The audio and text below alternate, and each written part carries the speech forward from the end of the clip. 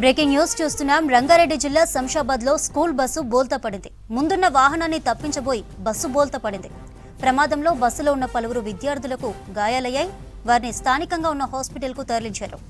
ప్రమాద సమయంలో బస్సులో 60 మంది స్టూడెంట్స్ ఉన్నారు. శంషాబాద్ నుంచి హైదరాబాద్ జలవిహార్ కు వస్తుండగా ఈ ప్రమాదం జరిగింది. బస్సు బోల్తా పడడంతో భారీగా ట్రాఫిక్ జామ్ అయింది. బస్సును తొలగించి ట్రాఫిక్ ను క్లియర్ చేసే పనిలో ఉన్నారు అధికారులు.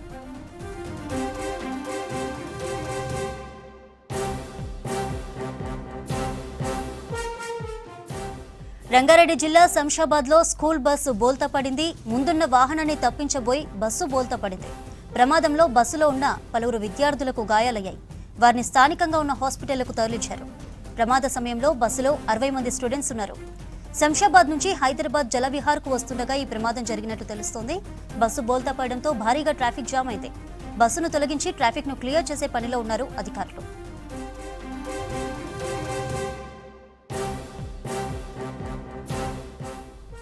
రైట్, అనిల్ అడిగి డీటెయిల్స్ తెలుసుకుందాం. అనిల్, ఏంటి బస్సు బోల్తా పడడానికి రీజన్స్ ఏంటి అసలు?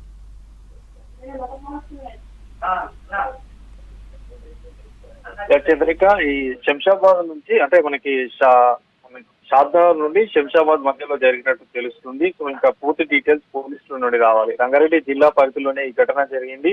ఈరోజు సెలవు దినం కావడంతో జలవిహార్కి ఎక్కువగా ఆ స్టూడెంట్స్ ఎక్స్కర్షన్ అంటూ వస్తుంటారు. సో 70 కిలోమీటర్ల దూరం నుండి, హైదరాబాద్ కి 70 కిలోమీటర్ల దూరం నుండి స్కూల్ విద్యార్థులు బయలుదేరినట్టు తెలుస్తుంది. అందులో 60 మంది విద్యార్థులు ఉన్నారు. అయితే ఈ బస్సు కారు ఢీకొనడం వల్ల బస్సు బోల్తా పడిందా, లేదా బస్సు బోల్తా పడిన తర్వాత వెనుక నుండి కారు ఢీకొట్టినట్టు తెలుస్తుంది. మరోవైపు అక్కడ కూరగాయల లోడ్తో వెళ్తున్నటువంటి మరొక వాహనం కూడా ఈ బస్సును ఢీకొన్నట్టు తెలుస్తుంది. అక్కడ ఉన్నటువంటి స్థానికులు ఒకేసారి అక్కడికి చేరుకొని అందులో బోల్తా పడినటువంటి బస్సుల నుండి విద్యార్థులందరినీ బయటకు తీస్తున్నారు. సో ప్రజెంట్ వారందరినీ కూడా స్థానికంగా ఉన్నటువంటి ఆసుపత్రికి తరలించారు. అక్కడ ప్రథమ చికిత్స కూడా అందిస్తున్నారు. సో ఈ రోజు ఉదయాన్నే బయలుదేరారు. సో ఒక్కసారిగా ముందున్న వాహనాన్ని తప్పించబోయడంతోనే ఈ ఘటన జరిగినట్టు తెలుస్తుంది. ఇక స్థానిక పోలీసులు కూడా అక్కడికి చేరుకున్నారు. స్థానికులు కూడా అక్కడ ఉన్న వారిని కూడా వెంటనే హాస్పిటల్కి తరలిస్తున్నారు. సో ఎట్లాంటి ప్రాణ నష్టం అయితే ఇప్పటి వరకు జరగలేదు. కేవలం కొంత ఇంజురీస్